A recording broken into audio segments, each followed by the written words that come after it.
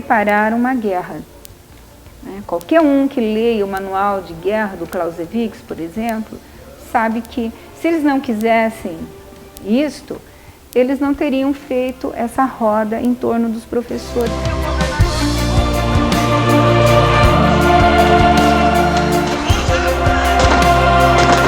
E até as corporações que foram chamadas do PM era para violência. Você tinha atiradores de elite nos prédios. E não eram atiradores de bala de borracha. Eram atiradores, chamados sniper, com armas letais. Para quê? Por quê? São contra o efeito moral, são usadas contra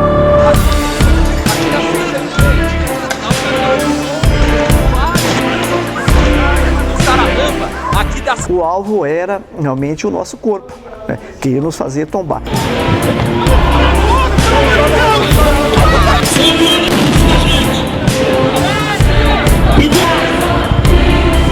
Experimentei pela primeira vez o que era o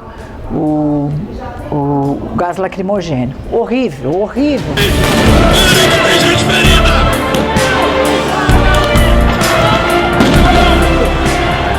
No domingo, quando viajamos, o Sintemar levou 2 ônibus e quando viajamos na estrada nós já encontramos muitos policiais, muitos. Só no Soledade, onde nós paramos, tinham 3 ônibus de policiais, de PMs. Nós achamos aquilo estranho, mas nós sabíamos para onde eles estavam indo. Durante a viagem no ônibus, eu chamei a atenção de alguns colegas que estavam presentes e disse: nós não estamos indo para um piquenique e nem para uma viagem, um passeio de turismo. Nós vamos enfrentar um dia difícil. Chegamos segunda-feira de manhã e já estava um grande aparato militar, milhares de soldados e toda a LEP já cercada. Na frente da LEP, nós tínhamos guardas novos, né? Então aqueles policiais recém-contratados, só com um capacete, né? Que dava para a gente ver o rosto, com uma grade extremamente frágil, que eu chamo de grade de berço de bebê. Se você encostasse nela, ela amarrada com corda. Ou seja, muito estranho, né? Mas conforme você entrava, ia para o centro, né? Para frente da LEP, então nós tínhamos toda a rotan, né? Todos nós observávamos que os policiais, eles ficaram lá todo momento, eles dormiram lá, eles tomavam chuva, a gente não via eles tomarem água, a gente não via eles comerem. Eu não sei nem como é que como é que era feita a revista deles de fazer a troca. Não sei nem como é que eles conseguiram fazer isso, porque parecia que eles eram incansáveis e que eram os mesmos.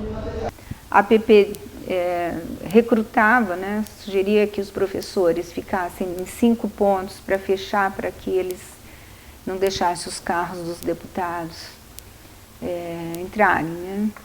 Mas os deputados já estavam lá. Eu devia ter algum acesso, alguma coisa, porque nós não vimos ninguém entrar. Nós já convocamos sessões extraordinárias, tantas quantas forem necessárias, para que nós possamos concluir desse projeto, né, a votação desse projeto no dia de hoje. E nos reunimos todos na frente da Assembleia. Fomos impedidos de entrar na Assembleia Legislativa.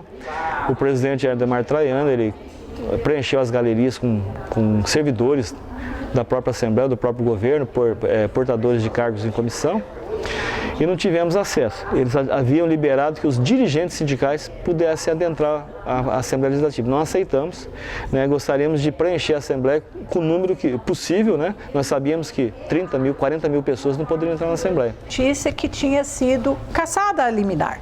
Por isso que eu falo que também o judiciário, os juízes, eles têm uma parcela de contribuição nesse massacre.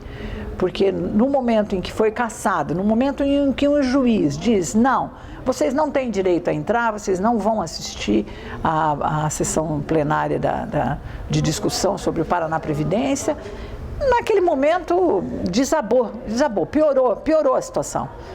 Porque nós podíamos entrar de manhã e agora não podemos mais, e não ia poder entrar ninguém. Então, do ponto de vista democrático, é uma grande ofensa a um direito conquistado historicamente, que é o direito à participação da sessão pública, seja no Legislativo Municipal, seja no Legislativo Estadual ou Federal, que é o direito dos trabalhadores a acompanhar as sessões, não apenas os trabalhadores, mas todo o povo brasileiro, a acompanhar as sessões que seriam sessões públicas de votação da Assembleia Legislativa do Estado do Paraná. 10 horas da manhã, 10h30, nenhum celular funcionava, né?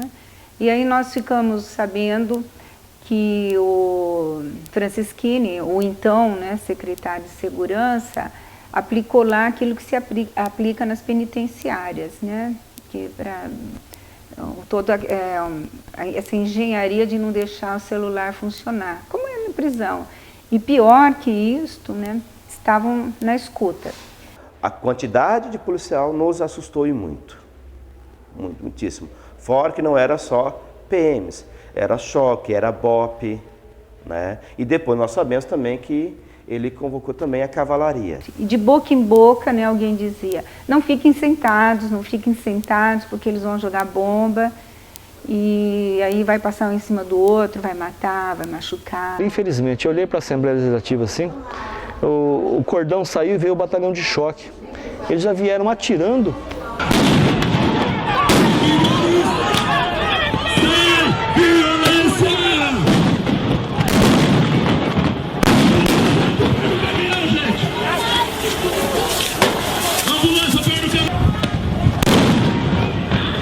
Sem violência! Atenção, policiais, sem violência! Resistência pacífica, nós não estamos armados! Para! Minuto! Para! Para! Para!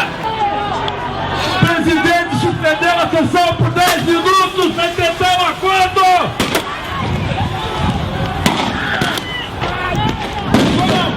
Atirando assim covardemente nas pessoas, como eu disse há pouco, muitas senhoras, muito jovens, muitos estudantes. É óbvio que todos estávamos lá, né, os professores do estado, das universidades, mas ó, tiros, olha, eu vou ser honesto, se fala muito em tempo, mas eu tive esse cuidado, eu cronometrei no meu relógio, 1h20, constante, incessante de bombardeio.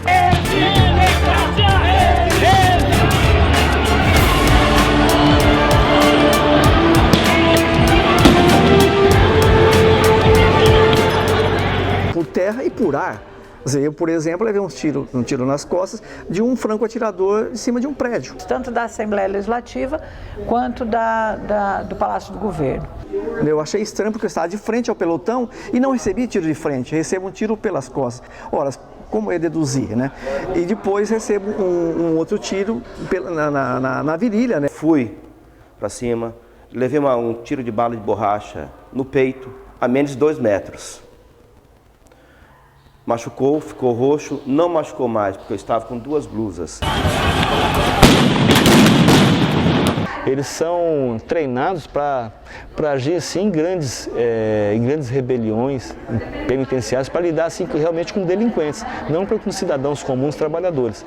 Então foi lamentável a forma, o furor, né, aquela sanha com que eles partiram para cima dos trabalhadores. Não deu mais que meia hora, o prefeito, né, Fruit, ele declarou estado de caos social, assim como se declara quando tem um tsunami, né? Declarou, com isso ele pôde abrir a prefeitura inteira, sobretudo a parte térrea, ele abriu até os lugares, né? Abriu um anfiteatro para o SAMU fazer uma enfermaria. A enfermaria de uma guerra, onde você via pessoas pelo chão, pessoas sendo atendidas, outras todas pessoas sangrando e o desespero do pouco número de profissionais da saúde atendendo aquele grande número de pessoas que tinham sido vitimadas pelos tiros, né?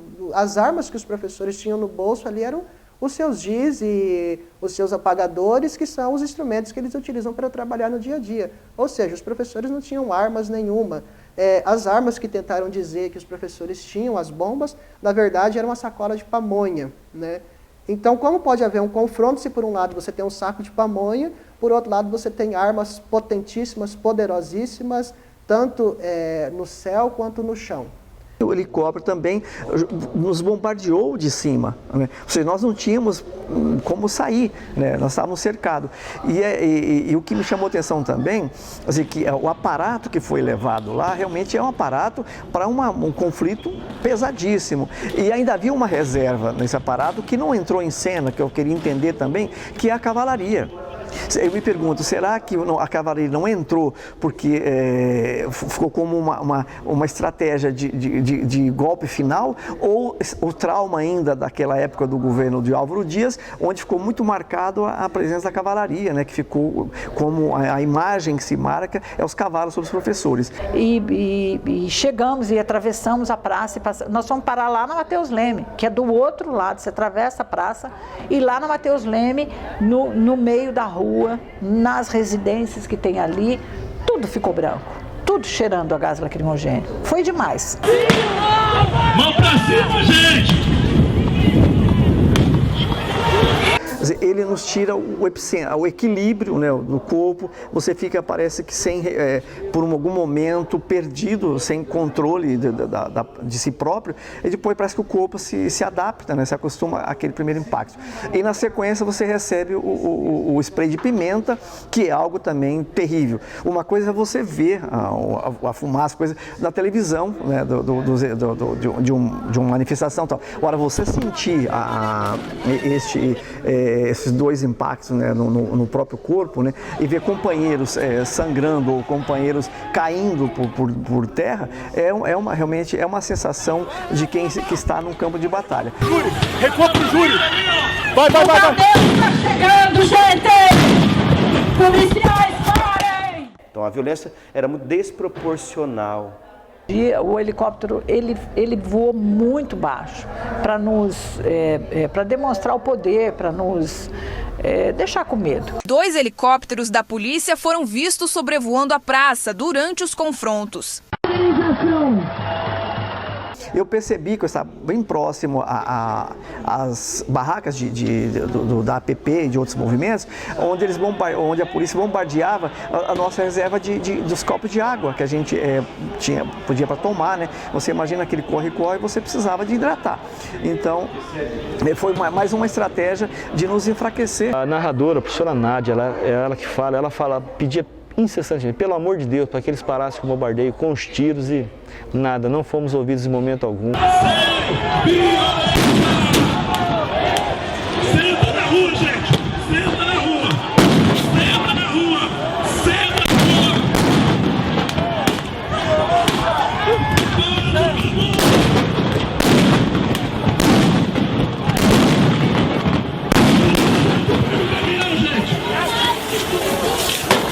Ambulância perto do caminhão, gente! Ambulância perto do caminhão, por favor! Atenção! Polícia! Parem que tem gente ferida! Parem que tem... Vocês vão ser responsabilizados!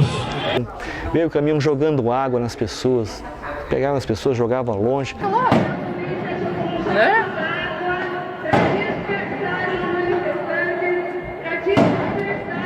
O governador Beto Richa, ele utilizou de todos os recursos que foi necessário para poder obter o seu objetivo, inclusive, né, chegando ao ponto de agredir fisicamente mais de 300 professores e funcionários públicos.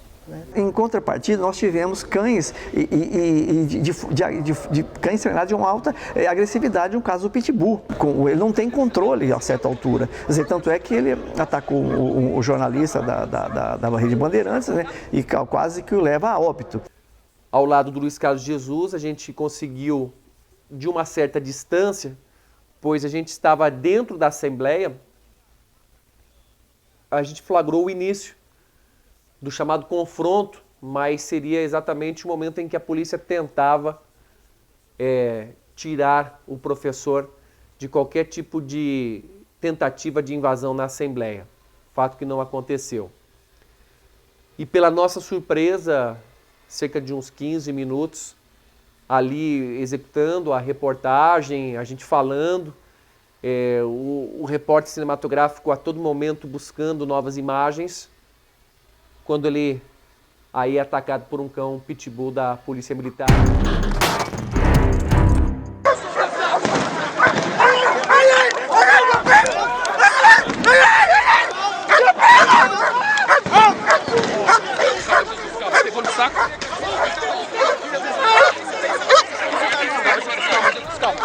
Calma, Jesus. Porra! Pra que isso, caralho? Pula a porra do cachorro! Jesus, eu vou chamar a ambulância aqui, tá? Peraí, tem o departamento dele. No exato momento que o deputado Rasca Rodrigues tenta passar por trás do pelotão de choque, um dos cachorros, o pastor alemão, atacou o deputado. Como eu estava próximo, eu só girei o meu corpo, fiz um movimento de giro para poder registrar o momento. Inclusive registrei esse momento também. Nessa hora foi um momento que eu senti a pancada na minha perna, na minha coxa. Foi quando eu olhei para baixo, vi o pitbull pendurado na minha perna, literalmente pendurado.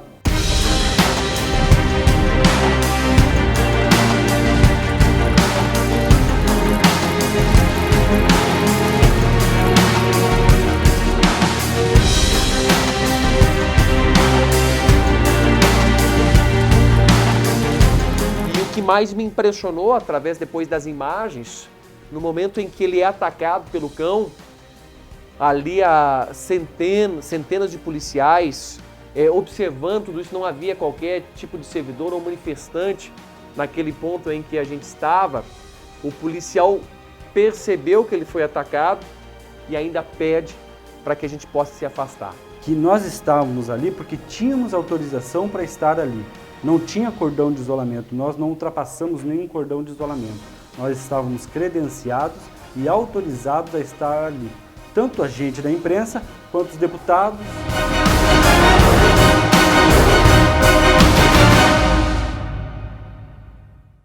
Aí o pessoal da imprensa, os meus colegas, que foi quem me ajudou ali na hora, começou a gritar dizendo que poderia ter pegado a veia femoral. Tem que chamar um médico. Segura. Vambora pra baixo, bora pra baixo. Se nosso... Vamos pra baixo. Vai.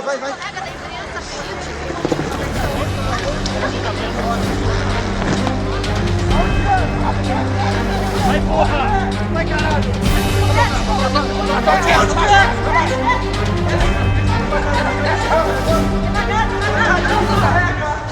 Vai. Calma!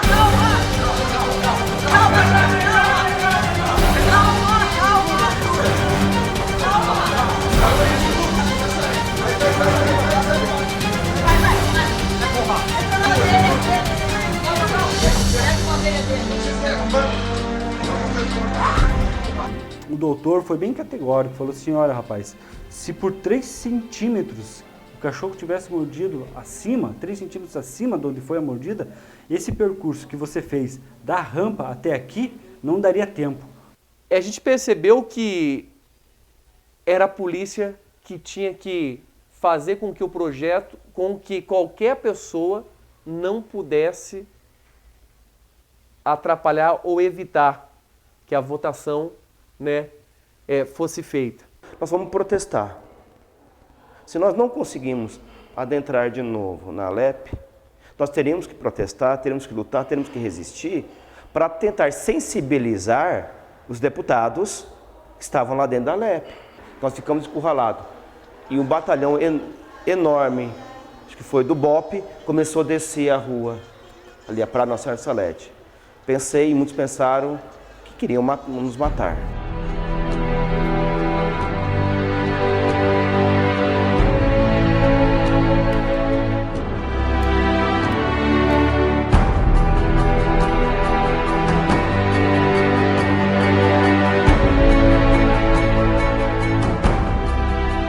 É um rito de passagem, realmente, você está no meio de um fogo cruzado. 4 horas da tarde a gente já não tinha mais como ficar na praça. Eles tinham prenderam várias pessoas, professores.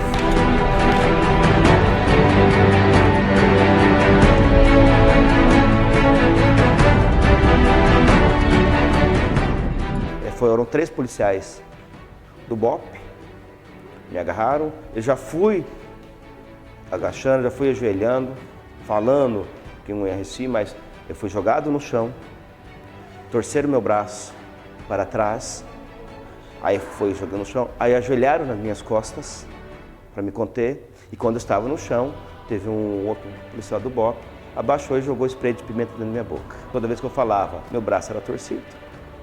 Aí pegou a gema de aço e colocou nos meus pulsos Tanto é que apertou tanto que afetou o nervo. E até agora eu estou tentando, está saindo agora, recuperando a sensibilidade da mão, porque aperta, afeta, né, o nervo.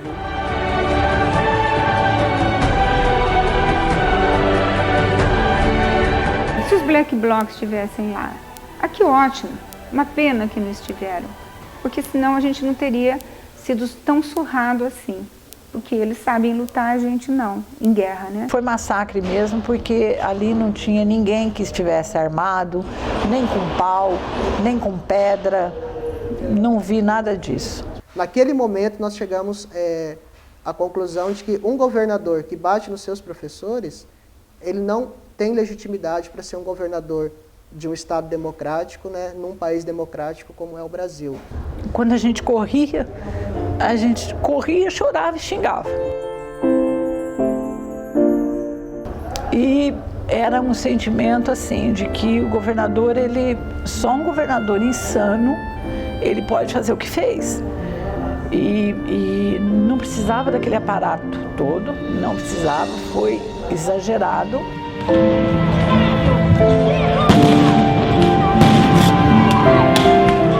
Foi o dia que eu levei o gás, era o dia que estava sendo assinada a minha aposentadoria. Eu fui saber disso depois. Alguns sons me deixam em sentido de alerta, algumas situações me deixam, mexem com minhas emoções, com meus sentimentos. Mais ou menos assim, vamos jogar umas bombinhas nesses professores, roubar o dinheiro deles, eles voltam para casa. Não é assim, gente.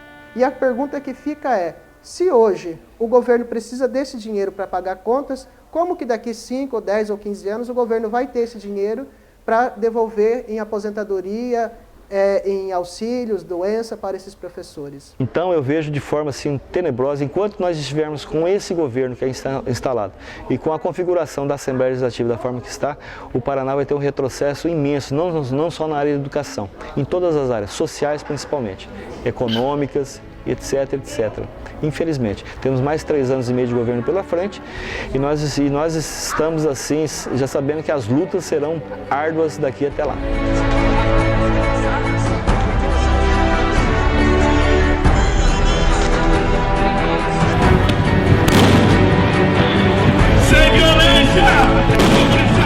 Eu não fiz filosofia, antropologia e história para enfrentar a polícia.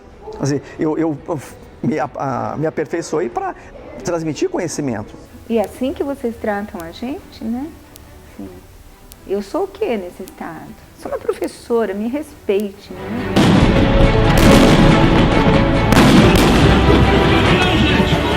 Infelizmente, o sentimento que a gente tem é um sentimento de mancha.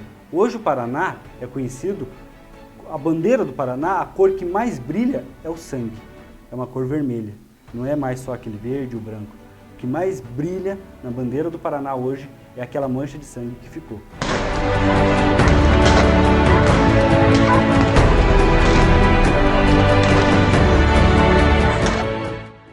Ou seja, nós não fomos feridos só fisicamente, fomos feridos na nossa dignidade.